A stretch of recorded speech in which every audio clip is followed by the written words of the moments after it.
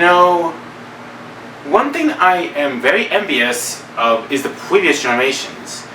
I mean, you know what they say, like who said, people like to put me down and talk about my generation.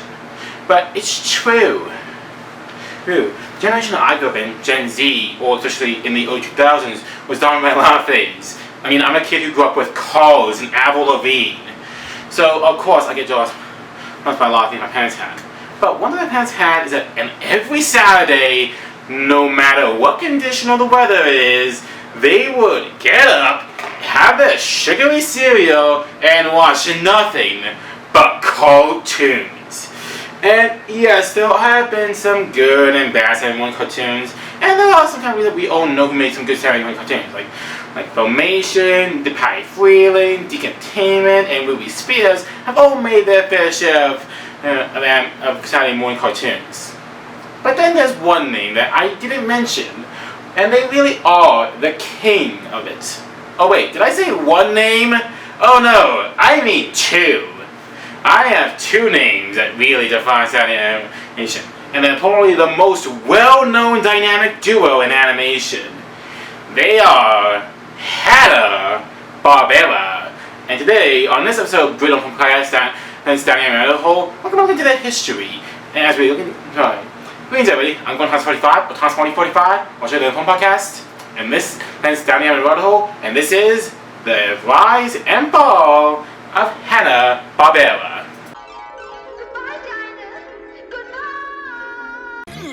Things are gonna get crazy.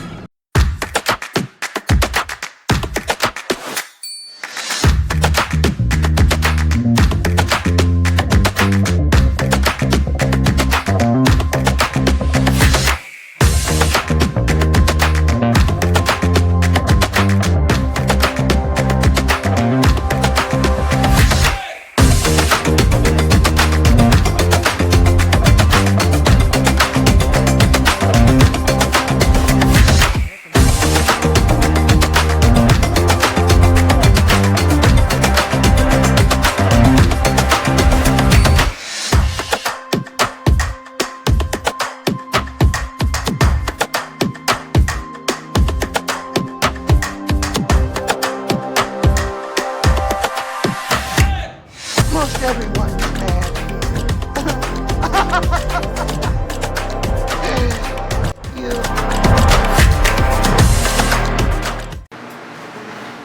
Our story starts with a man named Bill. William Denby Hanna was born on July 14th, 1910 in Melrose, New Mexico, so territory in the U.S. His family moved to California after he was old when his family first moved to Oregon, but then moved to California in 1917 when he was 6 years old. As a kid, Bill joined the Boy Scouts throughout the years, and even tried to go to college. In 1964, 1976, he married his wife. He would have the rest of his life, Violet Blanche Watson. After dropping out of college, Bill would find himself in Hollywood, where an was under pressure to polish. During the time, he found a job opening at the Harmonizing Studios and joined the studio in 1930. He described it as the Tiffany's of animation and all that. Okay? Despite the lack of formal training in the animation field, Hanna became the head of the department. Besides inking and painting, though, he also wrote songs and lyrics like this, which he would continue to do in his career. Unfortunately, the career eventually, Hanna would actually not stay at one of us very long. The boss of the studio, Hugh Harmon and Rudolph Ising, would have had a bit of falling out with the manager Leon Schlesinger and would move to MGM in 1933 to help out. But Hanna would eventually stay as an animator. However, in 1936, he was given an opportunity to direct one cartoon, that being Two Spring, a short work of the seasons. The Hanna so today you can easily on YouTube do it on domain. Two Spring is one of the best. It's one of the early Hanna stuff. After, however, unfortunately, in 1937, 1997, after spending too much money on the cartoons, the MGM's closed down Harmonizing Studio. Until about a few months later, when the companies rehired them, hired a bunch of workers when they realized that we need a cartoon studio. And in 1938, they hired a cartoon studio. During that time, Hanna became a director in a kids series, but he's a concept with the same name. How the series did not do well. He worked on other directors, Bob Allen and Fritz Freeling. All three, though, didn't like the work. In 1939, Freeling went back to Warner Brothers where he was at. While working there, he met a man who had a desk opposite him, Joseph Barbera. Let's go talk about old Joe. Joseph Barbera was born in New York City on March 24, 1911. He had a passion for drawing a long time. During his early years, after seeing a cartoon of his silliness, he tried not to be a cartoonist for the N-Way magazine. Fortunately, it didn't work. He didn't try calling Walt Disney for the industry. Disney wrote back to call him if he ever had an idea back. However, Disney never called. Instead, he would move over to Fleischer instead when 1932. This job only lasted a few days, unfortunately. And in 1932, he would move to Van Buren as a storyboardist for the main series as Huckleberry Bear, the Rainbow Parade, and their version of Tom and Jerry. This is the human Tom and Jerry, not the other one. We'll get to the other one later. While there, he continued on. However, in 1936, Van Buren closed the doors due to financial issues, and Anthony Van Buren himself old age. Instead, Barbera moved over to a different studio, Terry Tim's, and moved to work at the series. And while working on Terry Tim's, he worked on cartoon stories for character Kiko Kangaroo, and wanted to make his own story for a character named Dirty Dog, a cocky airplane pilot. However, Terry decided to do something. In his autobiography, Barbera said this: "I was quite honestly, not in the least bit disappointed. I had proven myself that I could do a storyboard and gained the experience of presenting it. That was enough." The digital storyboard is still around and has been put on auction 2015. After he did it, Barbera moved to Metro-Goldwyn Mayer or MGM's cartoon studio when opened. He found out he worked with Hanna on the foot cartoons and decided to work on a cartoon of their own. Called Puss Gets the Boot. Puss Gets the Boot was a cartoon that starred two characters, a cat named Jasper and a mouse named Jinx. To quote Hanna when creating this cartoon, he said this: "When I was on here to other studios, including harmonizing that Bill and I were doing a cat and mouse cartoon, we remember the chorus of Geos and Raspberries. A cat and a mouse? How unoriginal can you get? How much variety can you milk out such a hackneyed, sharp-one idea? How many cat and mouse cartoons can you make?" In a way, they were not wrong. Every studio had a cat and mouse cartoon at one point. And it wasn't surprising either that they would make a cat and mouse cartoon was probably nothing new. But they tried anyways. The plot of this Puss Gets the Boot is about a cat named Jasper who takes away a cartoon and try to torture this mouse that we call Jinx. However, when some PowerPuff Race and makes lives, then Jasper's owner or maid or something, we'll get to it later, explodes a mouse. One more break-ins and you's going out. Now get out of my sight before I get mad. There's a mouse. Yeah, we'll get to that later. Seeing this, Jinx decided to make Jasper's life a literal living hell, and decides to make sure everything breaks on accident, and to make sure that he throws everything out and gets punished by his owner. The cartoon with Jim Bosses was not successful, as I mentioned beforehand. So, Barbera and Hanna both did action. Instead, they both had to work on other cartoons afterwards.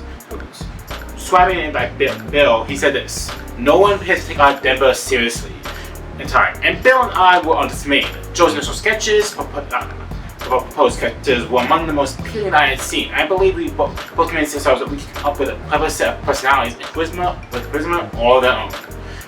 The cartoon itself stayed successful, okay? They even made more cartoons afterwards. Cartoons like Sweet and Social, The Goose Gone South, Up and Gal, and also Pooch. Cartoons that Barbera and Hanna both called absolute turkeys. But then things changed at the Academy Awards. The cartoon was nominated for Best Animated Short in 1940 Oscars. Unfortunately, it would lose to another MGM cartoon known as The Milky Way. On the bright side, MGM still got an Oscar. You know what's funny also? Another cartoon that was nominated for this time, this isn't relevant, but still, another cartoon that was nominated for that time was A Wild Hare, which featured a character that would later be known as Bugs Bunny. Seeing the future in this cartoon duo, they decided to continue making work on the new characters of Pussy's Boot. However, the first thing they wanted to do was change the names. Instead of being called characters of Jasper and Jinx, they changed the names up to something else entirely. And called themselves Tom and Jerry. Tom being the cat and Jerry being the mouse. The second cartoon titled kindly The Midnight Snack, and eventually they would, and this would become the first real taste to see how successful they were, with them making a much bigger series afterwards. With how big the cartoons would be made, they even made sure to get characters out of stuff and make more. The cartoons would prove to be extremely successful. Okay, Tom and Jerry became the first ever series after the series, and would win in several different Oscar pictures. 13 cartoons were nominated, 7 won the Oscars. Tom and Jerry actually held the record for the most cartoon series to win the most Oscars with 7. These were presented to the main studio head, Fred Quimby. This shot right here, the entertaining picture, was shot after hours when Quimby wasn't watching. As soon as common shots that would include T for 2, where Tom and Jerry play golf, and it's quite common. And the cat concerto, probably the most well-known Tom and Jerry, right? And part of the controversy with the cartoon Rhapsody Rabbit, right? Because of both their similar playing on 2 in the cartoon era, and of course Saturday Evening Puss, where we see cards from a party on a crazy, and Mouse Shuffle, where Tom and Jerry is basically a template of having the perfect Tom and Jerry cartoon. It also featured other characters too, including a bulldog named Spike and their best friend and his son Tyke, Tom's main rival cat Butch, a dog that Josh has for Jerry Pet, and more. I should also mention the elephant in the room. Because Tom and Jerry's 1940s cartoon series, let's just say that not every element ages right. Characters are shown oftentimes that they are, they back then minorities, especially African Americans and more, were shown as put in pretty negative lights, especially with the character of Mammy Two Shoes. With that name alone, it's already a bit different. And yes, it isn't technically a fan name, but even the Wikipedia page calls it that, so it's always surprising. 'Cause I ain't. There's a mouse in the house, and there's 2 cats, but there's only gonna be. It's worth noting though that she herself was voiced by Lillian Randall, an actual African-American actress in the same vein. Yes, being her. After 1952, she would left her series afterwards, and unexpected character, Hanna Barbera retired the character too. Later on, in the 1960s, she'd be redrawn as a white woman, and in the 1950s, Thea Badell would take over the role instead. Are you through laughing, Tom? Then watch this.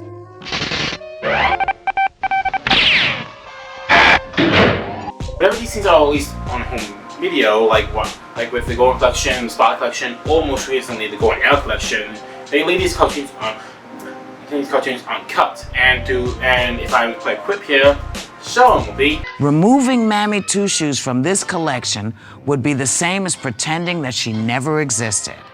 The same is true for the other images and jokes that we wouldn't normally include in a mainstream cartoon today. Basically what would be said is that making these cartoons uncut is the better thing.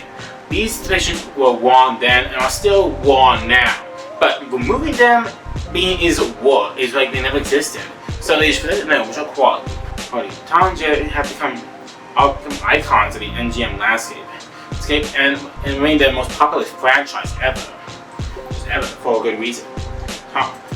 Amazing. And it made sense. They also have nothing. Barbera had used motion set dialogue and more. They even saw against co-stars like Gene Kelly and Anchors Away and Esther Williams in Dangerous When Wet. Well, Tom and Jerry series made him a rivalry with another director. After leaving Warner Brothers, Tex Avery moved to a job at MGM, and they made had a small rivalry to him. MGM began to name for itself as a studio afterwards, and the Big Set Studios. However, in 1957, things would come to change. By the mid-50s, television had become from a novel necessity to the common place at American homes, and the box office was not happy any of it. So, this really affected movie theaters. Not only that, but the McCarthy administrations also showed Hollywood to be having an anti-communist message. Quimby retired in Hanna Barbera in 1955. That's MGM in 1955. Hanna Barbera took his place as doing the animation divisions. However, due to the losing revenue, the studio could no longer produce the cartoons. In 1957, seeing the writing on the wall, MGM finally closed down the cartoon business. Hanna Barbera were not deterred, and actually wanted to get into television. However, MGM didn't really think television was a good idea. To quote Hanna, "All this innovative adore, I must confess, fell down to a basic case of necessity being the mother of invention. A high production cost sounded the death knell for theatrical cartoons at MGM. Just as well began to toll on Warner Brothers and Disney, producing as well. Producing animation television was not only our brightest prospect, it was our only alternative. Bill and Joe decided to move over to television instead. However, they actually did already have television experience. Anonymously, and moonlighting when Fred Quimby was still the head of the studio, they became known. They actually became known for the interest to I Love Lucy. Keep on hearing articles that show was the most important show of all time, and it came on being proven right in the end. The first show to really get made would be the Ruff and Reddy show. It was about a dog and cat who are best friends, even if they fight like cats and dogs at times, literally. Truly. Ruff and Reddy was the first show ever, and I had to learn some things when it came to animation. Contrary to popular belief, though, Ruff and Reddy's not the first ever anime TV show ever made. There were ones before it, like Colonel Bleep, Crusader Rabbit, and Pow Wow. However, one thing that made shows common was that they all used a technique called limited animation. When the average Hanna Barbera had to use limited animation to cut down the price. They took a company named Screen Gems to do the animation. The catch was very different, and only 2,700. To quote Hanna, well, how else could it have been done any other way? It cost between $40,000 and $65,000 to make a single Tom and Jerry cartoon. Screen Gems was only selling $2,700 for 5 minutes. No wonder Power the Indian boy looked like hell, and Screen Gems weren't happy with it. With limited animation, and Hanna Barbera opened their first studio, HB Enterprises, to help out. MGM cartoons also gained a prospect, making everything you need out well. For sound, for music, instead of having to go to Scott Bradley, instead they hired a man named Hoyt Curtin, who would work on music for many cartoons around the same time, including Ruff and Reddy. Games. And another thing they made sure of was to have good voice acting. The voice acting was essential as the animation is pretty crappy overall. For voice actors, they got Dawes Butler and Don Messick. Dawes Butler had been doing many voices for both MGM and Spike, as well as Walter Lantz and Warner Brothers.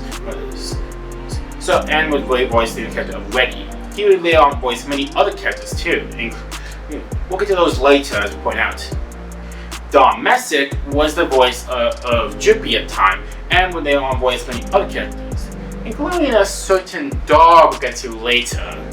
The anime show didn't premiere as to the highest of ratings, but it premiered to well enough, and was actually pretty good in the whole show throughout.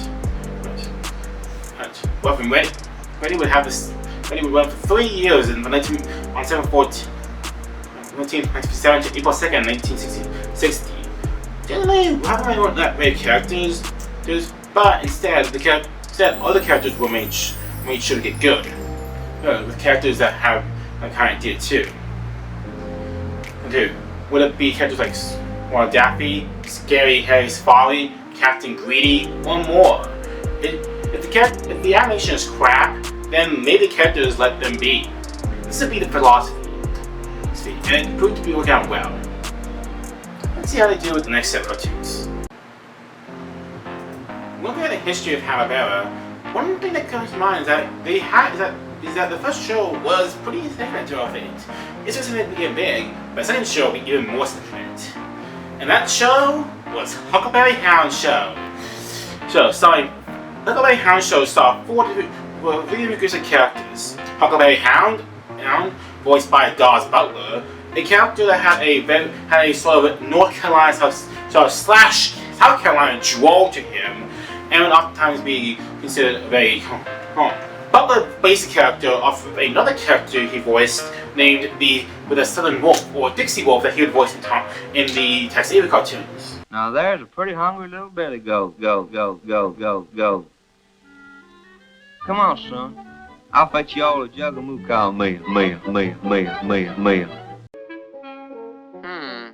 Looks like I gotta deliver this here letter by airmail. Bon voyage. The other segments would include Pixie and Dixie and Mr. Jinx, about two mice named Pixie and Dixie, voiced by Don Messick and Dawes Butler respectively, and Mr. Jinx, voiced by Butler as well, who hates them to pieces, basically is what he would say, as he would become as the two recycled Tom the cat and mouse. These ones were simple and Huckleberry was more of a presenter than anything else, but the third character was something else. Let him introduce himself. Excuse me, sir. I don't believe we met yet. Don't you recognize me, Huck? Not under that disguise, Yogi.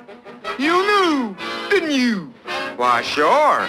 You're one of the stars of the show. And the same goes for you, too. Aw, shucks, folks. Everybody's a star on the Huckleberry Hound Show. So let's go!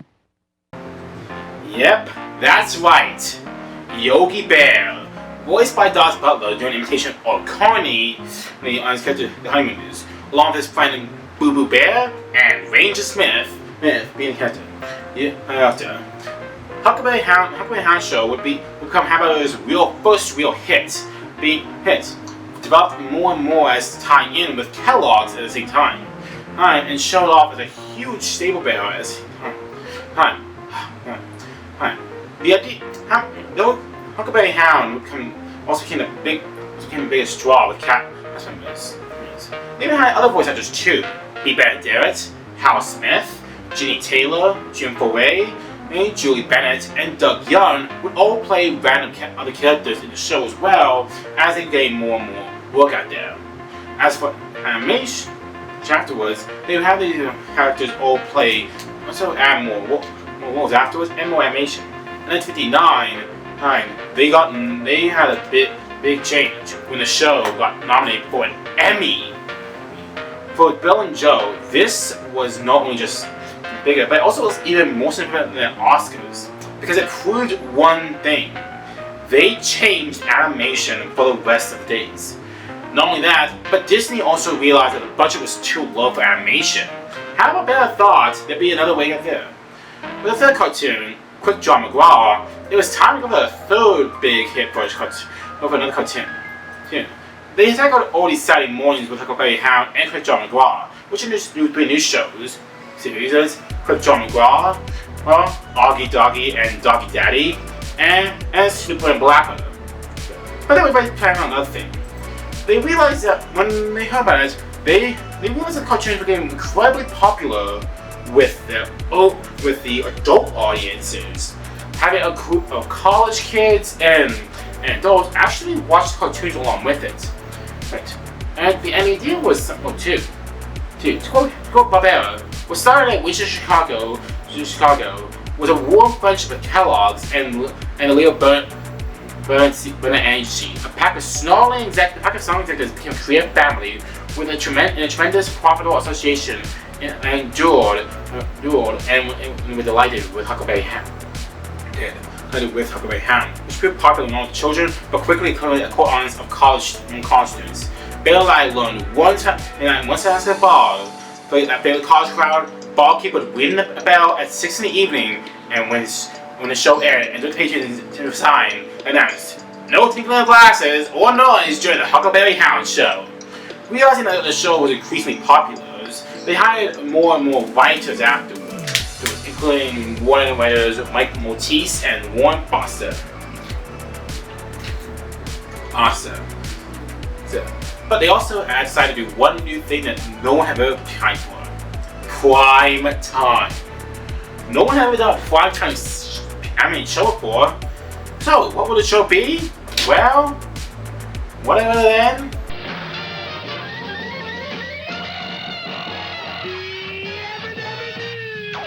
Thank you.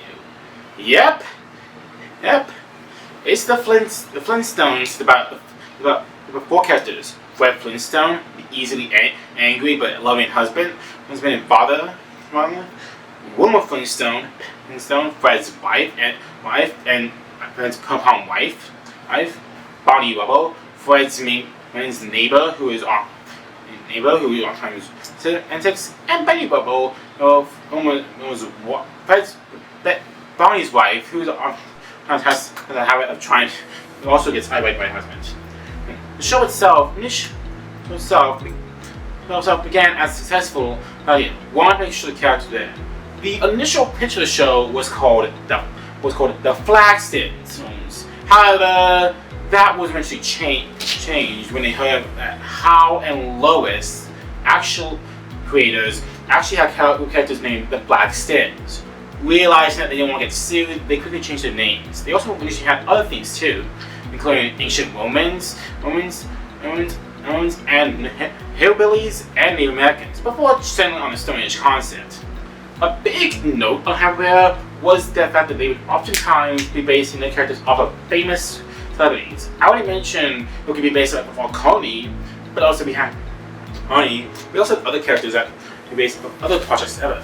And the Flintstones were no such as that, being based on the 1960 show The Honeymooners. So much so that Jackie Gleason was not happy.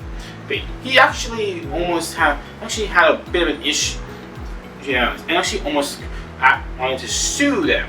However, to quote a book that he read, he said this: Jackie's lawyers told him he could have Fred Flintstone canceled if he wanted to. But in the same breath, I also asked, do you want to be known as the guy who yanked Fred Flintstone off the air? The guy who took away so many kids' love, and so many parents' love too? Penn and Jacket thought over and decided to leave well enough alone. And thank God he did. Another thing was different was trying to get different voice actors too. They created a pilot with Butler and voicing Fred and Foray voicing Homer. However, both were dropped before the pilot was on. But Foray also was upset and refused to work afterwards, despite efforts afterwards. Another inspiration for this cartoon would be the 1955 Tex Avery cartoon, The First Batman, about the first helicopter in Texas, with many sight gags and even the animator Ed Benedict being hired to work on the show. But the first show, first premiered in 1960, it didn't go over greatly with critics, who lambasted it. However, audiences loved it, and it was rated number 18 in Science. during the first 2 seasons, the show mainly aired in black and white, as it was easy to air a show in black and white on black and white TVs. And it has many sponsors, including... I got a better idea. Let's take a Winston break. That's it! Winston is the one filter cigarette that delivers flavor 20 times a pack. Winston's got that filter blend. Yeah, Fred. Yeah! Definitely a reminder this was made back in the 1960s, after all. That they would market themselves as a Winston cigarettes. It was even the cast tagline. Winston tastes good like a cigarette should. Yeah.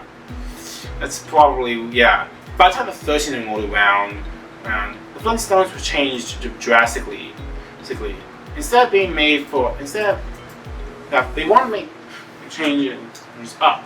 The song was changed to, instead of being an instrumental, it was now a theme tune called Meet the Flintstones. So, not only that, but they added and also decided to make a new thing. The Flintstones were revolutionary for many things, including having a pet, including having a man woman in the same bed. But also instrumental in developing the idea of having a main character pregnant in an animated show, being the first of the show to have this time. They initially wanted to make a boy called Barbera. Of course, they wanted a boy, Fred Jr. However, when his friend said it was a shame. He said that the girl dolls were more popular than boy dolls. He could get a hell of a fortune. And then Barbera said, it is a girl! Pebbles Flintstone! And as such, Pebbles Flintstone was born in his third season. Then, after that, the idea included adding more.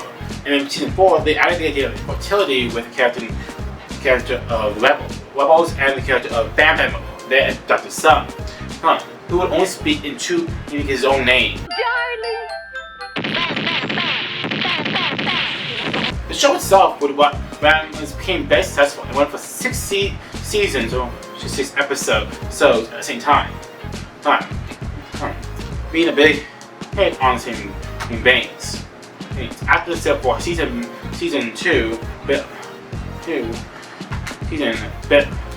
Big Bad Dad would leave the show to focus on Huckleberry and the Beverly Hillbillies, while Jerry Johnson took over the role instead. Then after the World of Flintstones, Hanna Barbera started making more shows. This included Top Cat, Streetwise Alley Cat, who can't find time. It didn't run very long, only went for 30 episodes, but it's mainly the pop cultural selling point to this day. And the Yogi Bear show.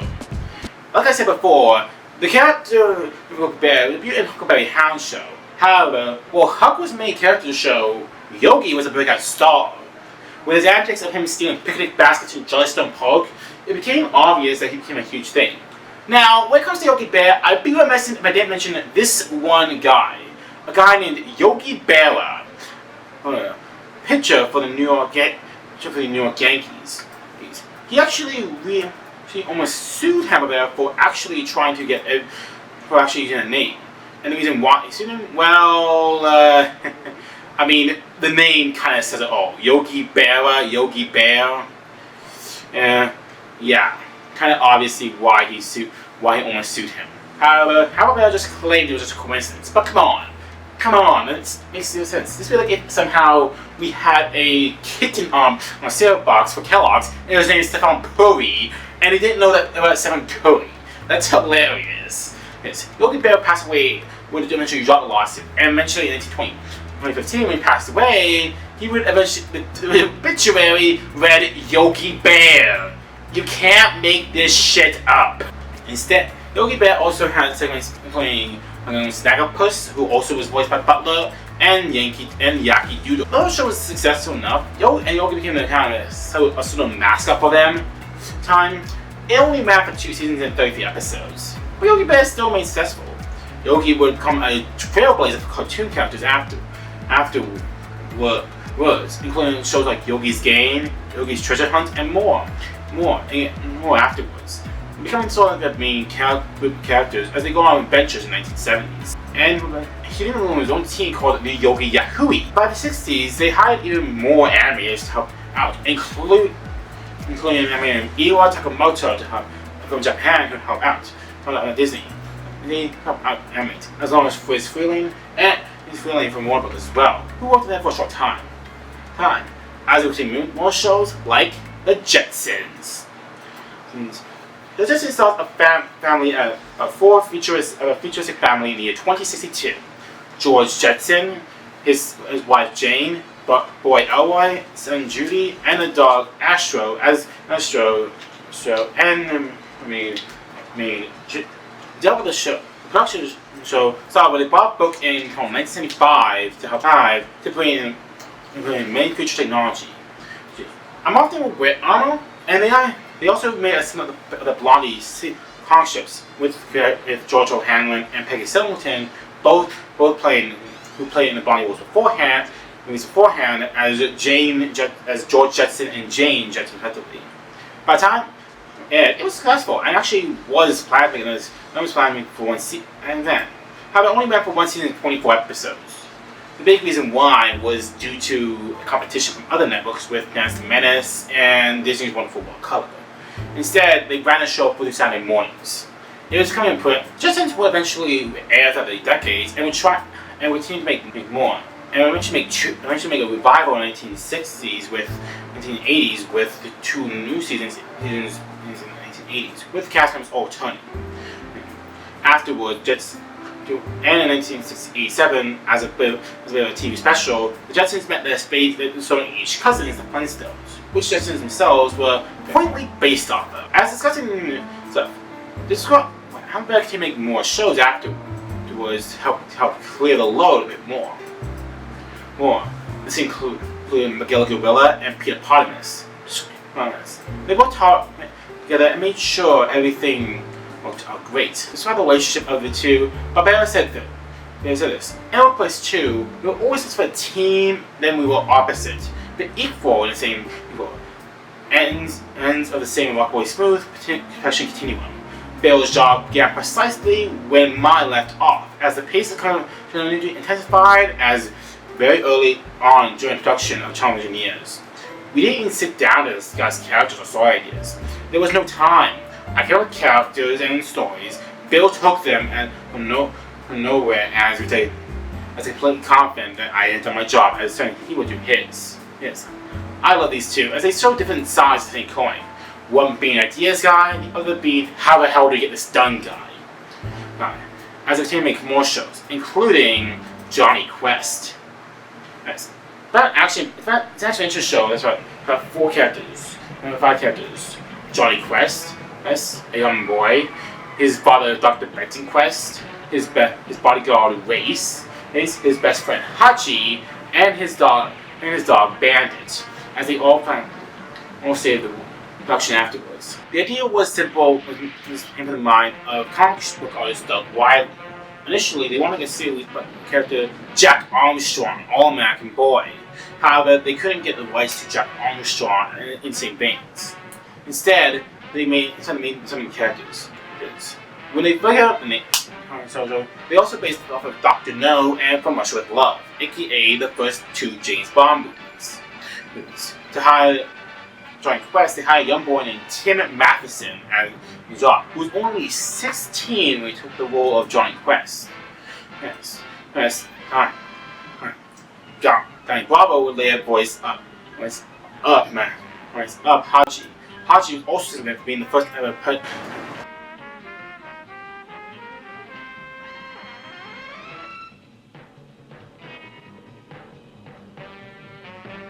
As for the name of the show, they actually originally want to call either the Saga of Chipaloo or Quest File 037.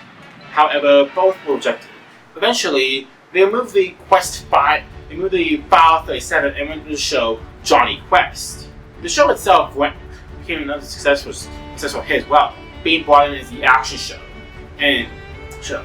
Being brought in as a big action show at the time, it became huge, but only ran for 26 episodes. Now, the main reason why was actually not because of it being a bad time slot, but actually it was because of the budget issues. The show was over budget, and as such, it only ran for 1 season because the production costs were too high. According to Alex Amato, Hanna had been planning to do more series, but couldn't due to the payouts. Around the same time, the Flintstones moved to another channel during its later 2 seasons. That forced Quest out of its time limit. John Quest still remained a public threat to Hanna Barbera, but it was kind of obvious that they had to scale back. They said Hanna Barbera was on top of the world in the 60s, making new shows. This included shows like the Iron Man and Secret Squirrel Show, Kid Parliament Show, and Mega Gorilla Show as some examples. However, next success of Giant Quest, even though it only had 1 season, Hanna Barbera decided to make more and more action-packed shows, including Birdman the Galaxy Trio, The Herculoids, Fantastic Four, Shazam, and most notably, Space Ghost, which would also have something Dino Boy. Space Ghost was based off of the action trend time, and we had Gary Owens, who was playing and was of Space Ghost during its time, being made along with teenage sidekicks that Space Ghost became popular and with the shows, and we get more. And was even a stand-up of 1960s Batman at the same time. During the same time, they even made other shows that they delved into live action with the 1966 TV special Jack and the Beanstalk, starring Gene Kelly, and also feature films like Hey There, Yogi Bear, the first ever movie based on an anime cartoon. The movie itself did fine enough, getting good reviews. However, it didn't get do with the box office, only getting $1.13 million on. Fine enough, but not exactly great. But it proved to be successful enough. And they continued on with the second movie, Another Man Called Flintstone. Same deal, and we do it with sort of like a James Bond parody of only mixed in with the Flintstones. During the same time, another time, they even made an own theatrical short series beforehand with Luke DeLuke, starring a gentle wolf from Canada who speaks with a French accent, Canadian accent, who would oftentimes get himself into trouble. It got cancelled in 1965, but it became successful enough anyway. However, when they tried to make more live action, it didn't really seem to work. The next series, the first live action series, The Adventures of Huckleberry Finn, was easily one of the biggest failures. Not only with bad time slots, but also with how it was set up so much just poor, and also how inexpensive to have. They only ran 20 episodes in 1968. Instead, to help balance out the cost, they made 2 new shows instead. One of those would be the Banana Splits Adventure Hour. Banana Splits Adventure Hour was a niche about 4 different characters. Fleagle, a beagle who voiced by Paul Winchell and performed by Jeff Winkles. Bingo, a orangutan who played by Terrence H. Wilkins and Dawes Butler, and being performed by Dawes Butler. Drooper, a southern accent lion who will be voiced by Alan Melvin, and Snorks, a mute elephant who would be played by Don Messon, as well as segments on shows like Danger Island, Arabian Nights, and The Three Musketeers as prime examples. In 1967, William Hanna and Joseph Barbera were approached by Cinnamon Croft to build costumes for the extra segment they wanted to do. Against the NBC segment, Barbera actually asked to see if they get a Yogi Bear suit pulled in to try and get attention. The Yogi Bear suit worn by animator Jerry Eisenberg was postponed in at last minute, and once Barbera was needed, the Yogi Bear suit appeared and began shaking hands. Eventually, they all agreed on this one concept for the show. Saying like, initially the show would be called the Banana Bunch. However, it didn't really work, and instead they would change to Banana Splits. This counts a headache for Kellogg's, but other than that, that's what it made sure behind also Rowan and Martin's laughing at the same time. Along with writers being made at the same time too, including writers the show that being Bill Hahn and Jack Hanna.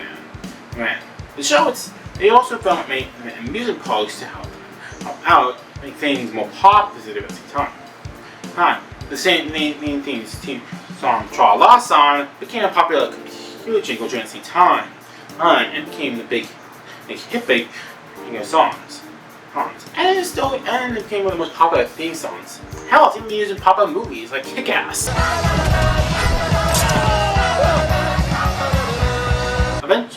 Eventually, though, the show itself became successful and after 2 seasons and 31 episodes. Not proving to be super successful, but still proving successful. By the time the other show that they made at the same time was the Wacky Races. In this show, we have 11 teams and racers participate in what is called the Wacky Races. The Slack Brothers, who drive the Automobile, the Grayson Twosome, who drive the Peter Coupe, Professor Pat Pending, who drives the Converter Car, the Red Max, who drives the Crimson Ambulance, the Pit Stop, who drives the Compact Pussycat, Sergeant Blast and Private Beakley, who drive the Army Surplus Special, Yankee Mob, who drive the Bulletproof Bomb, Lazy Luke and Blow Bear, who drive the Arkansas Chickerbug, Peter Perfect, who drives the Turbo Terrific, and Rufus Roughcut and his Beaver Sawtooth, who drive the Buzzbug. How the main breakout characters of the show are Dick Dasherly and Psychic Muttley, who drive the Mean Machine, and their job is to sabotage the whole show. But then they get duped in their own ways by the end and rarely ever finish a race. The idea of the show was based on the show came to be initially it was going to be kind of a game show. There would still be animated segments, but it would be a live action game show where people would call in and try to bet on the racers. However, when they actually pitched this project, they had one issue. It was too complicated. Even though it's based off of the show itself didn't become unpopular. It unfortunately didn't. The show itself, though, also had ratings. It only have 70 episodes. It was successful enough, but I guess they didn't want to make more episodes out of it. Surprisingly, they didn't want more. Why they didn't make more, I have no idea. Yeah, they would even make 2 spin-offs afterwards: Dasherly and Muttley and the Flying Machines, and a Powerpuff Pissed Off, based on the 2 mega characters. Maybe even make more shows with concept too, including Laugh Olympics and Fender Benders 5000 at the same time, making it more and more popular and common at the same time. But going back to the 1960s, after the Wacky Races, a different issue was coming entirely. The main issue was parent groups. Parent group action for television were constantly nagging for more and more when action for television were nagging more and more when they heard about the show and how violent they were. Not only was it common that they stuff, but they had more and more issues with several things. Found by Peggy Sharon. It was mainly due to the superhero shows like Superman and Batman 2 that made the shows like that. How bad found the crosshairs with the shows like Birdman, the Galaxy Trio, Fantastic Four, and especially the Space Ghost cartoons with all the violence. Even the reruns of Johnny Quest had to be heavily edited. Even classic cartoons weren't spared for this. When Tom and Jerry were made to channels, a lot of the gags were moved afterwards, making it more and more common. Hanna Barbera were in a crossroads. What could they do possibly? Well, what did they do? They had to talk with Brett Silverman, and the newest show that they could easily pitch. And pitch a show themselves. What is that show? Well, take it away, Frank.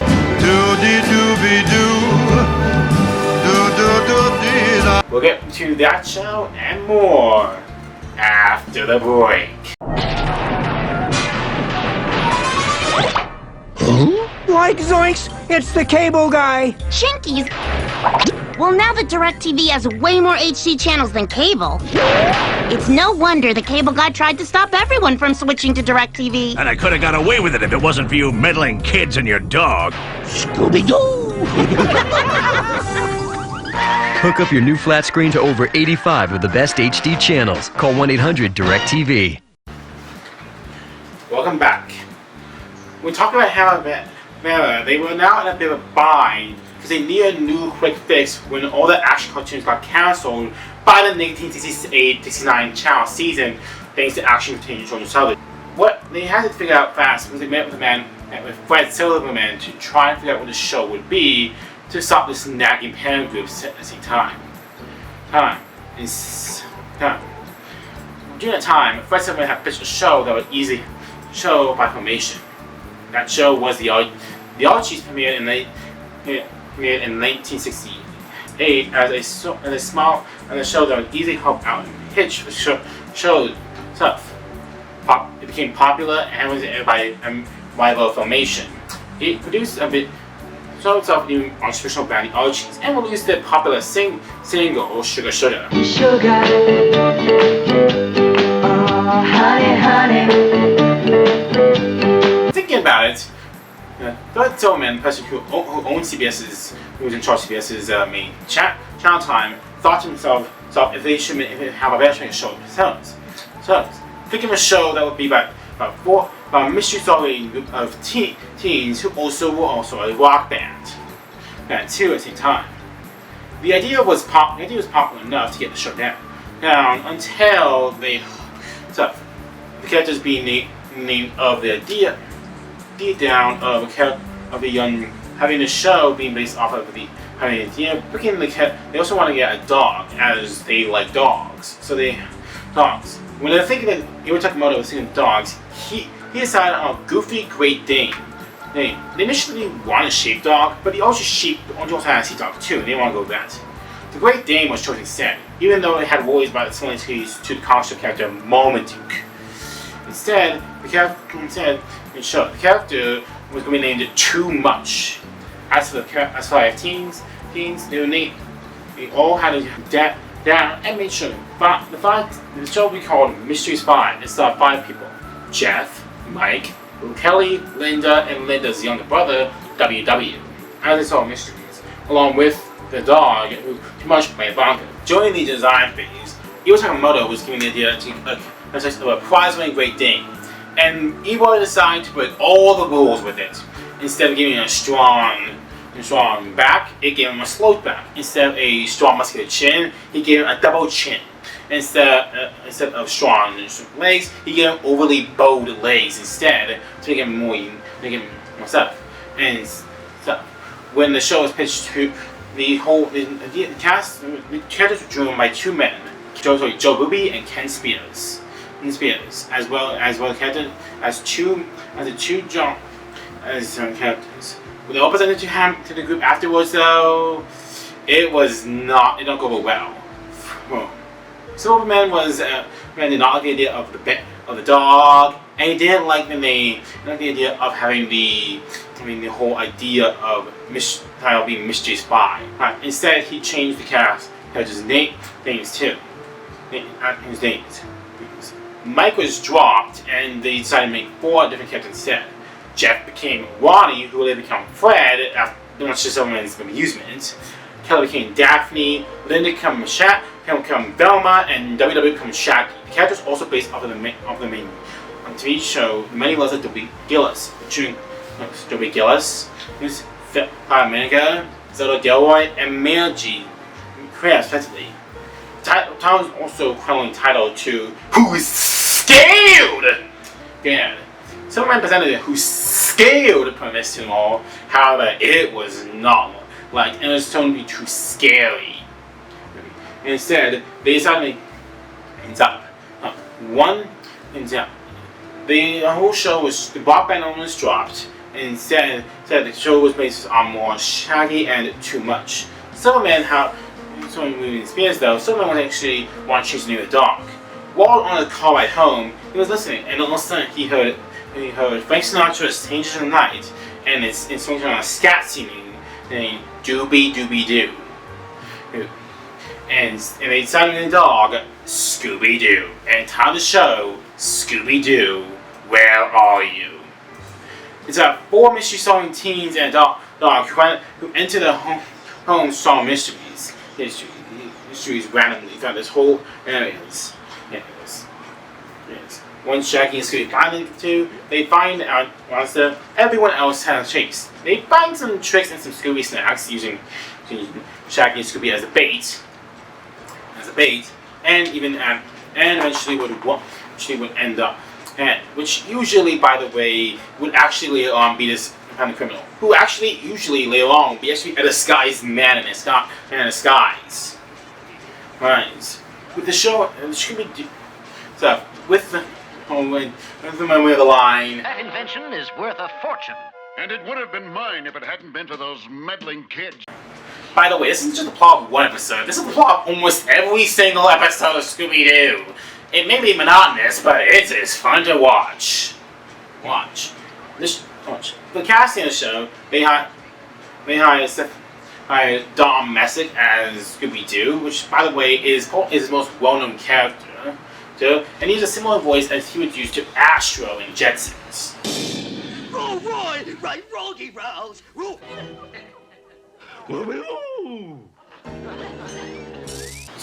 Frank Welker as Fred Jones, whom, believe it or not, is still voicing Fred to this day, being the longest continuous role he's had ever since.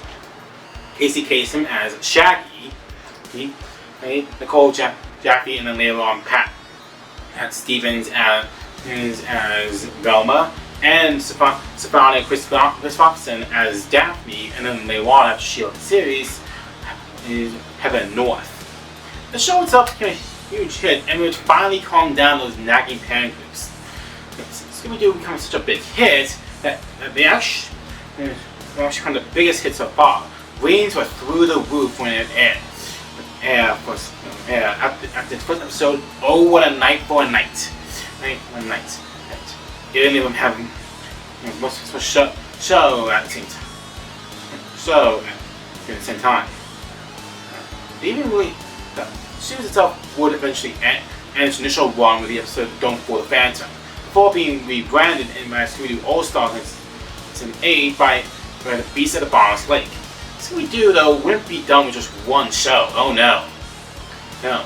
You later get even more shows afterwards, including new Scooby-Doo movies that would star many stars, including Mama Cass, Batman and Robin, The Addams Family, and the Harlem Globetrotters, and Sonny and Cher, just name a few.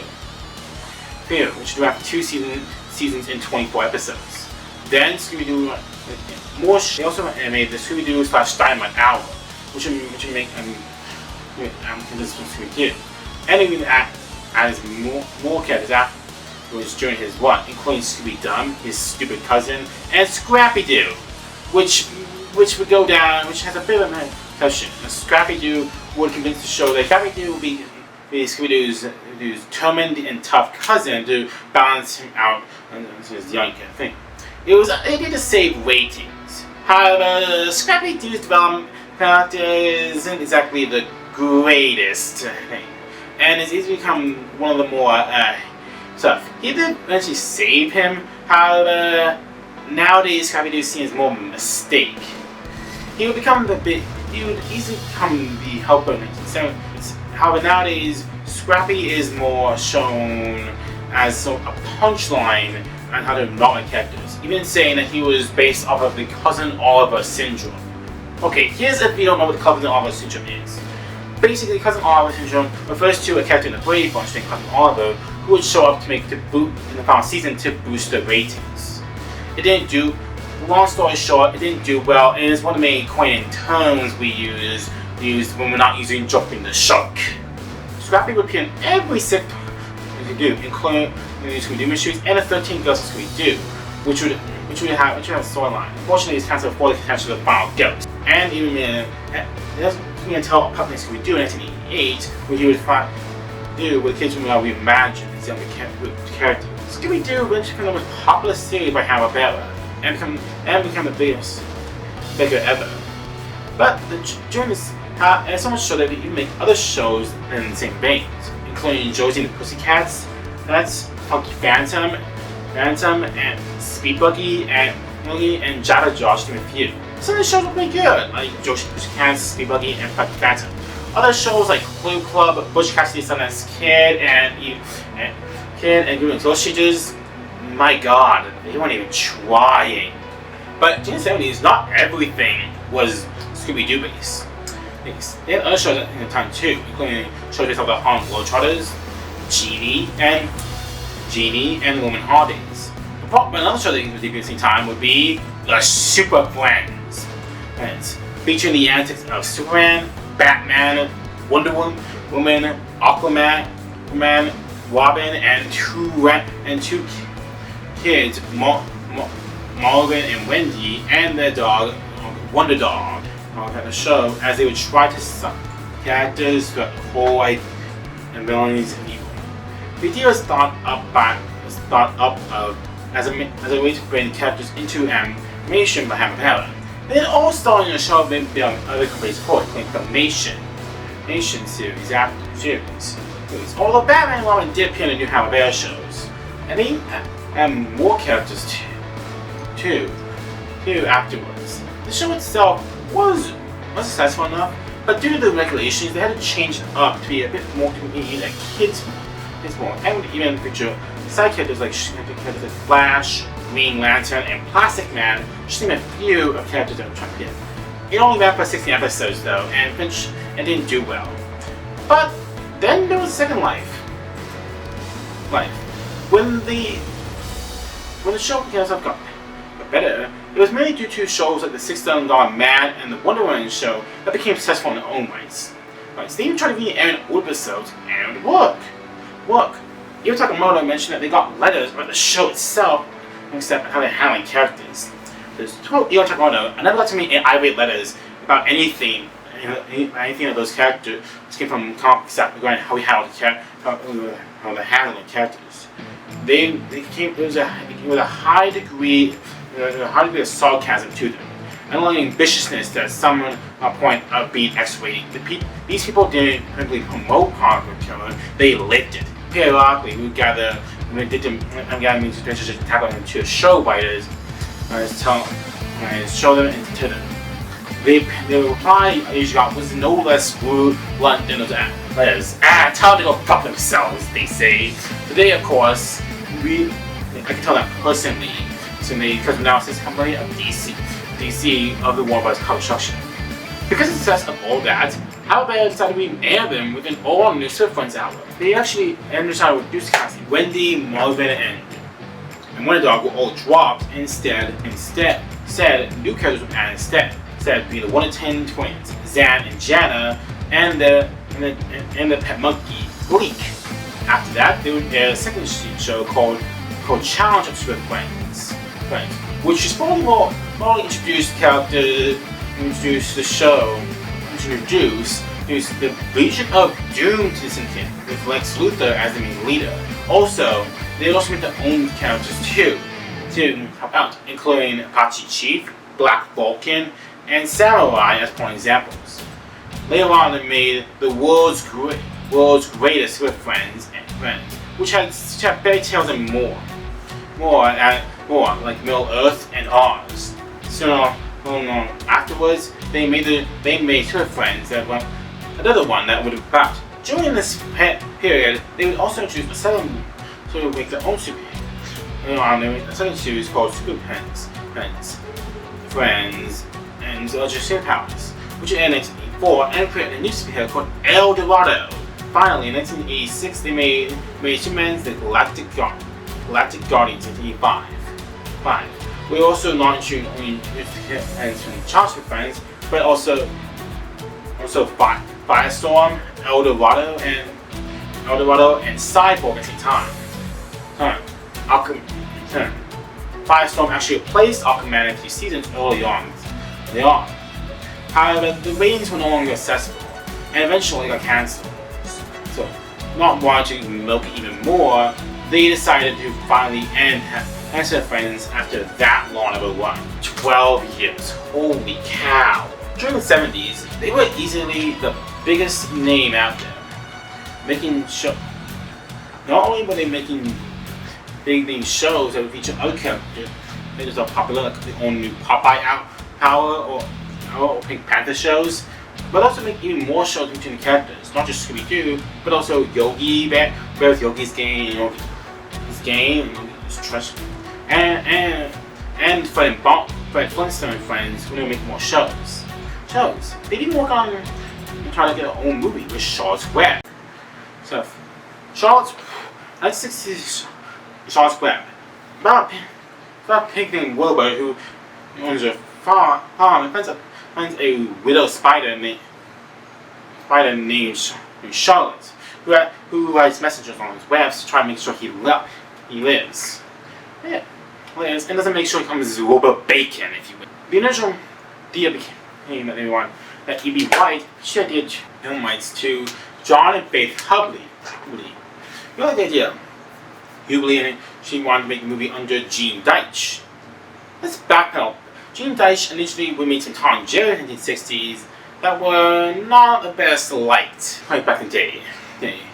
Deitch would eventually not cartoon, however it didn't really but eventually it was meant that he didn't have time to work on the storyboards afterwards. And instead the project was passed over to Barbera at the same time. And Barbera instead. The casting, they hired Henry Gibson and Reynolds to play the main characters. Tony Randall would play Templeton. However, Tony Randall did not like being played like the role, and instead they pushed Paul Lynde instead of the role. Lynde had already played other roles in Hanna Barbera, so he mentioned, and they agreed to make the show. The movie ended up being released in 1973. It did okay. They liked the story, so however, Chris has the animation, and the songs by Shawn Brothers. However, the biggest critic would be E.B. White himself. Here's why, according to Gene Deitch, here's why he said this: "We have never ceased to regret your version of Charles Webb never got made. The Hanna Barbera has never pleased us either of us. A travesty." Instead of having they also Paramount afterwards they want helped out with another feature they make later on called Heidi's Song. Unfortunately, there's not enough information in this film, but from what I heard, it didn't do great at the box office. So I'm not sure. That domination, they continued more. However, by the time the late 70s rolled around, domination was no longer just a thing. So others can be still. Remember that I mentioned the Archies? Well, it was done by a company named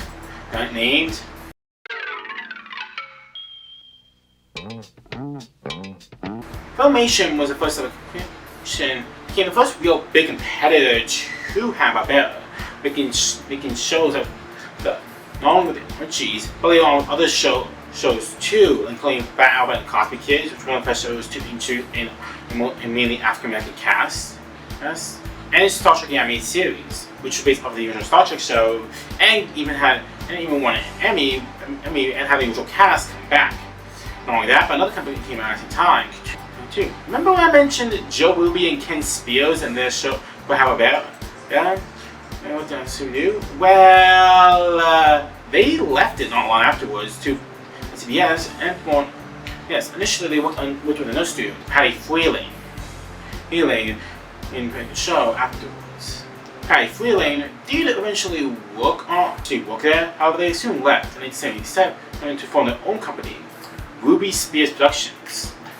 The first show would be actually a Scooby Doo knockoff show called Fame Face. Before making other however, soon afterwards they make some of them were actually pretty good. They were pretty good shows, including Thunder the Barbarian, Alvin and the Chipmunks, and Sophisticated and Mega Man. One of the shows like a Rubik and the Amazing Cube and Turbo Teen were definitely weird. With all this competition coming around, this show Hanna Barbera they're starting to lose positions in their own market. With now the big companies now starting more, it was there. Not only that, but Hanna Barbera was starting to lose out on other sides too. After dominating the era for a long time, they lost a lot of their revenue. They tried to make more shows afterwards that tried to be as popular as they can, like Bond's Happy Days game and Friend game and Draft Pack, but none of them really took off. That is, except for one.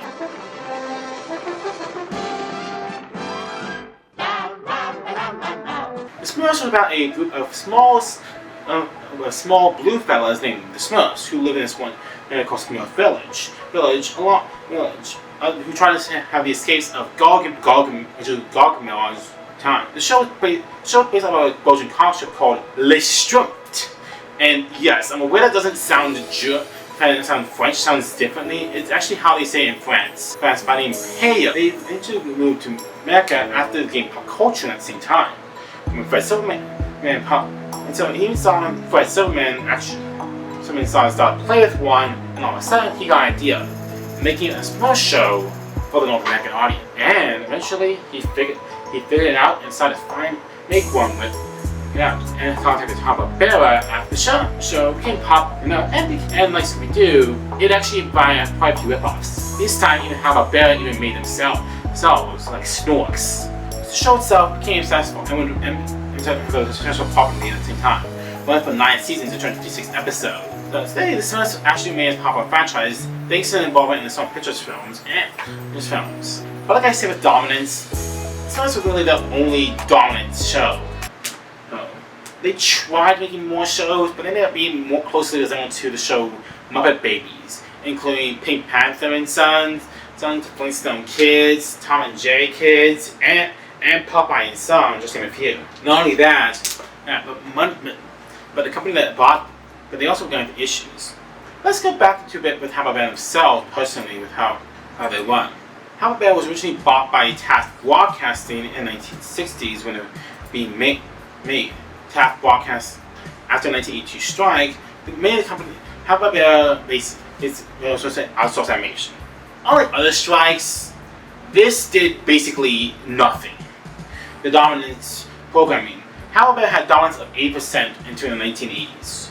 By the time 1981 happened, that dominance had gone from 80 to 20%. Taft Broadcasting was, I can name up, unfortunately, they eventually sold to Great American to another company and be named following to Great American Business Corporation. God, what a terrible name. In 1989, Great American was sold to Aaron Spell Productions, with Hanna Barbera carrying the name. Afterwards, many animators left to work on Tom Pelton's Scooby Doo, including one named Tom Ruger to redevelop at Warner Brothers. A scene at Warner Brothers. The company paled on afterwards.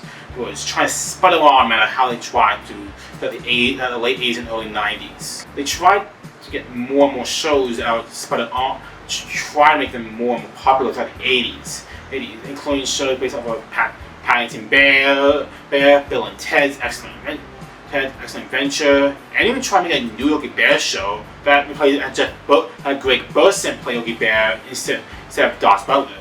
Butler passing away in 1988 and then age 71, being his last performance as Yogi Bear will be a special that he played a television film in 1988 as Yogi Bear at the same time. The show itself only ran for 45 episodes and did not seem successful. They even tried to make more projects, like next to have movies afterwards with Jetsons the Movie, with movies like The Ultraman Begins, but it didn't seem to work. They even tried to get a movie of the Jetsons. Jetsons the Movie was first test movie was supposed to be made in stuff. Don Messick didn't return to the role, which explains why Astro doesn't really talk much. Which instead Frank Booker over the role instead. Darth Butler, as I mentioned, passed away during his time. The film itself had a turnaround and was given the film rights to Universal. This will also be the last film to have George O'Hanlon and Mel Blanc, who passed away during production in 1989. Jeff Bergman was also come back instead. Penny Singleton also retired afterwards as the voice of Jane. Most notably, Janet Waldo, who actually fully recorded the role as Judy Jetson, was replaced the role by Popsy and Tiffany, who had a big role. Waldo still got to other roles. However, Waldo did not like this involvement and instead asked Tony to be removed from the film. Tiffany's role was often criticized by actresses to try to pump it out as more marketing. The movie was released on July 6, 1990, and although it did okay at the box office, only $20 million, it received unfavorable. It was mixed reviews. And be the last Jetsons project up until one of the last Jetsons projects out there until the release of Jetsons on WWE World Wrestling. By 1992, however, they had anything more. Instead, they were looking for a buyer at the same time. While they tried making more shows like Wake Round Roll, Yo Yogi, and the cult classic Pirates of Dark Water, they eventually looked for a buyer at the same time, tried to make work for a new person, David Kushner, who is actually did try to make new publishers with shows like who actually was known for Emmett Till and the Child's Play franchise afterwards, trying to rebuild their films. But they found a buyer, and Turner Broadcasting System. Okay, here's a bit of a backstory. Ted Turner was a businessman who tried a Georgia businessman who tried to make Munch's work through that. He purchased the film studio MGM for $1.5 billion. After realizing this, he realized he had made the stupidest decision of his life. Like, he didn't know what to do with all that money, so he just gave it all back. But they wanted to work out a deal. Turner was able to keep the MGM was able to keep the name and the licenses, but Turner was able to keep everything else. He kept the film library at the same time.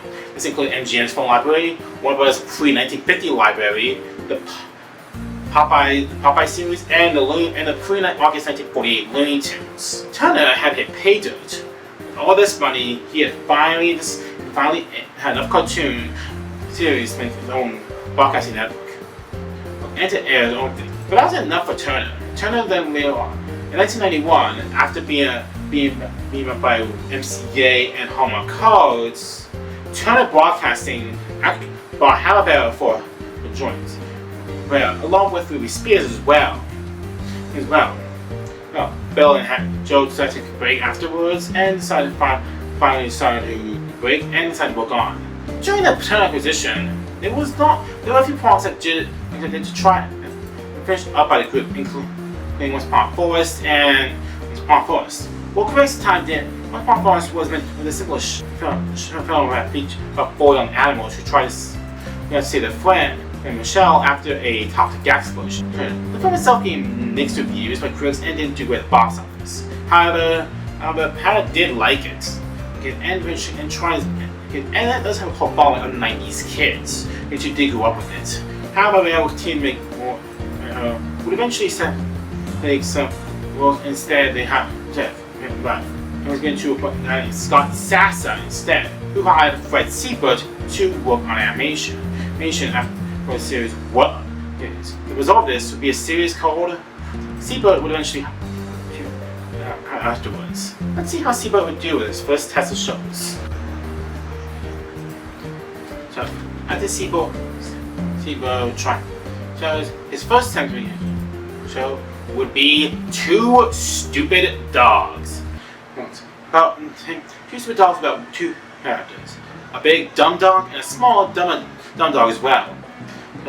They get into antics of the show. But they was also added to two other shows, along with antics areas of the secret show known as the Super Secret Swirl, dumped along at the same time. The show itself became a hit and get good ratings and producing 26 episodes. It seemed to do well. The next show afterwards would be SWAT Cats, the Wacky Squadron. So two cats named Jake and Chance, who were members of the city as enforcers. However, discharged by the officer when their new built insurance and they had to pay all their funds, which will take them forever. Instead, they named Jake to Razor and T-Bone and become the new name, and will try to become the new protectors of Mega City as the SWAT Cats. Developed by two brothers, Christian and Yvonne Tremblay, the show, two shows try to make the characters two action-packed shows airing on the fantastic world Hanna Barbera block, TBS, as part of Saturday Morning Fun. It became popular and gained a huge set of seasons with 13 episodes, 26 episodes. It even had planned for a third season. Unfortunately, it wasn't there. Yeah, instead it was cancelled. Not because of popular bad ratings, but because of how it was made. It was mainly due to the violence at the time in shows. Nielsen ratings made it found the show. Ted Turner responded about the bunch of show. We have more cartoons than anybody. The Flintstones, Jetsons, Fame of Scooby Doo, they're non-violent. We don't have to worry about them encouraging kids to kill each other, unlike some other television programs do. And even though this thing was more developed to more other shows like Beavis and Butthead, it did spell a death knell for the cartoon, and eventually it got cancelled. But there is hope, as with 3 on it. Eventually got cancelled with 3 on it episodes. But there is hope, as there is a revival in the works. It's called Swat Revolution. Well, it's not airing as of 2026. In the future, it could air. Yeah, who knows? As Hanna Barbera continued making more popular shows, they tried to make more popular shows afterwards with series like Fish Police and Capital Critters, but both failed. Yeah. They also made a series based on the Addams Family, which also did well too, which did well enough getting 21 episodes. And even had their own ride at Universal Studios. It was called The Fantastic World of Hanna Barbera. Popular ride didn't have Scream, Yogi, and Boo Boo trying to save our Jetson. They let me turn into Nickelodeon's only in the 2000s before being changed to School Me in the 2010s. Which is nice to see how it's in. However, these 2 shows were not just popular, but now it's time to test out the real waters. In 1985, Bill and Joe made Dumb and Dumber, the final cut based on the movie Jim Carrey with the same name, starring the cast. The show itself will be the final show to air on broadcast television. Turner had finally gained all pieces after he bought Hanna Barbera to make one pie. On October 1st, 1992, a new channel was made, Cartoon Network, with its first head being Betty Cohen as its first runner. Cartoon Network was based. What you're seeing here is a graph video of how it made. The idea of Cartoon Network wasn't initially viewed as popular, as networks were concerned. How are we gonna make a program that has nothing but cartoons? Trying to assure them that adults also watch cartoons too, and it would show in how 24-hour network of TV cartoons would work. On average, the audience for cartoons on cable is made up of 46.7% kids. But guess how many adults are watching? 10%? 20%? Not even close. The cartoon audience is a whopping 44.6% adults. It was all they needed. And to test this out, they made the first such shows, including the Monsters show, which started and played up shows from classic cartoons. Hanna Barbera being the largest pool, they eventually pulled from their cartoons, as well as other cartoon pools as well. There would be a cartoon series called What a Cartoon, or World Premiere Cartoons, as it was first known early on, would make, and would try to get as many shows as they can of characters and shows that pop up. The first cartoon that they would test would be Dexter's Laboratory. Dexter's Laboratory is about a young kid named Dexter who's a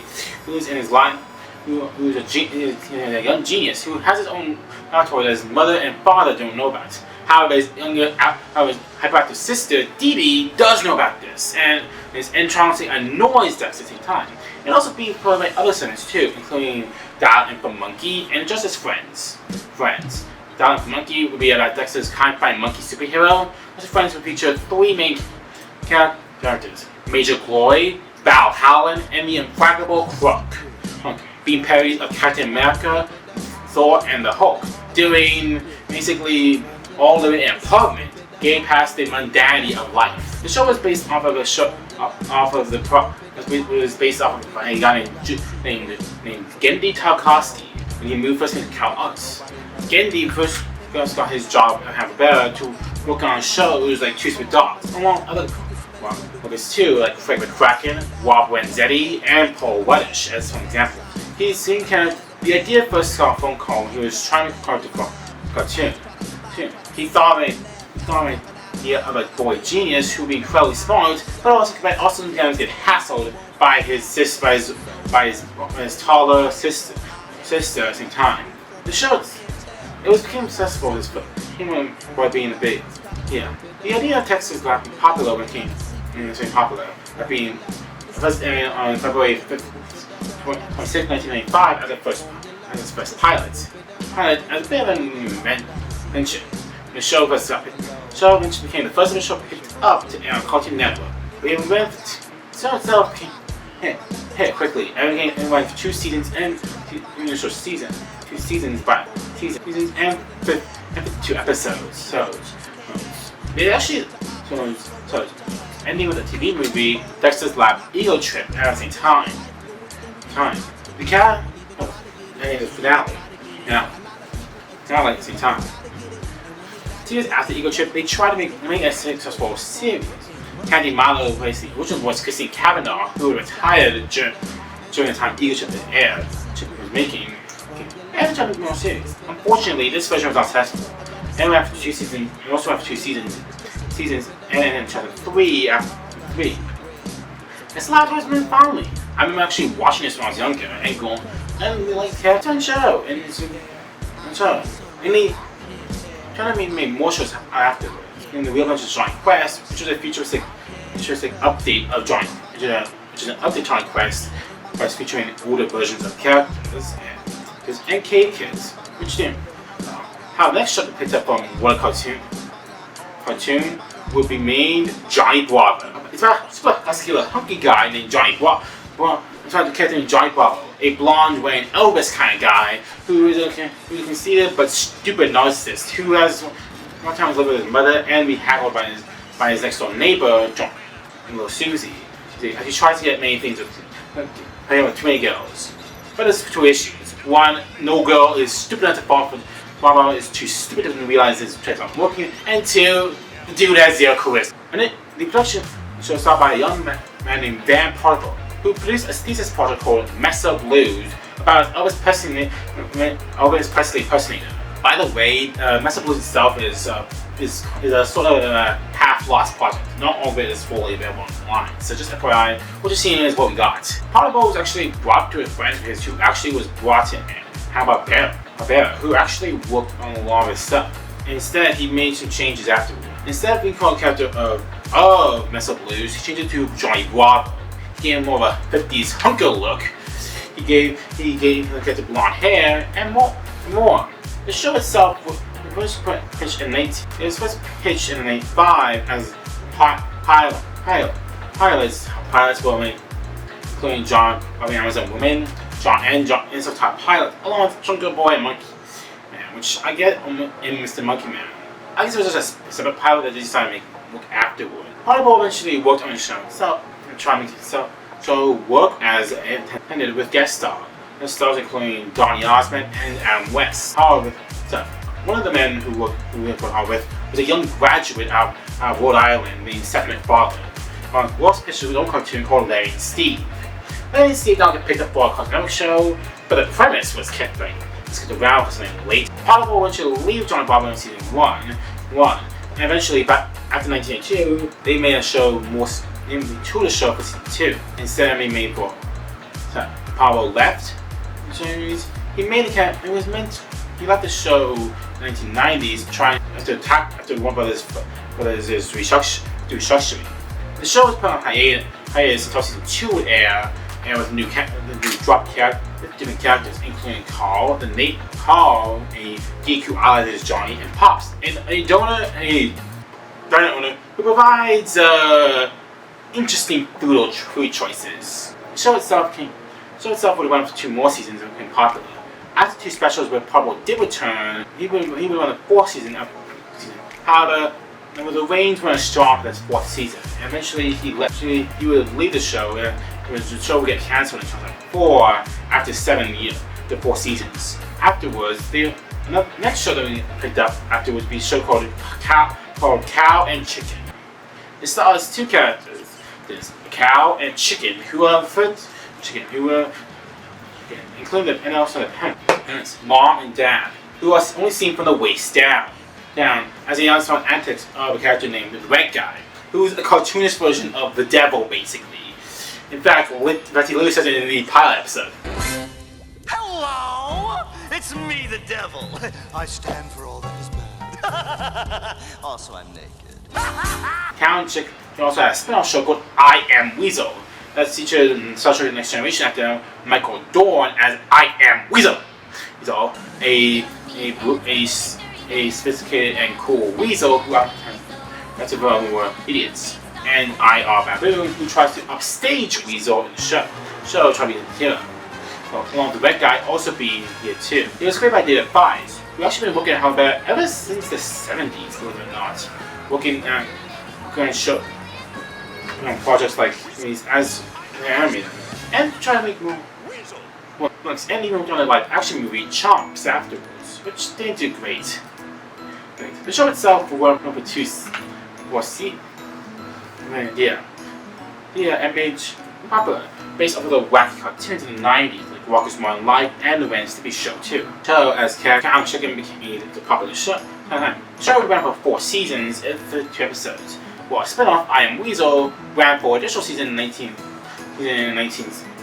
2000 of 27 episodes, leading to a grand total of 9 episodes. Pretty good. Well, it has a pretty good run and fun time. As for there will be one more show based off it, called PowerPuff Girls. I've got someone else to describe it for me though. Take it away, Tom. Sugar, spice, and everything nice. These were the ingredients chosen to create the perfect little girl.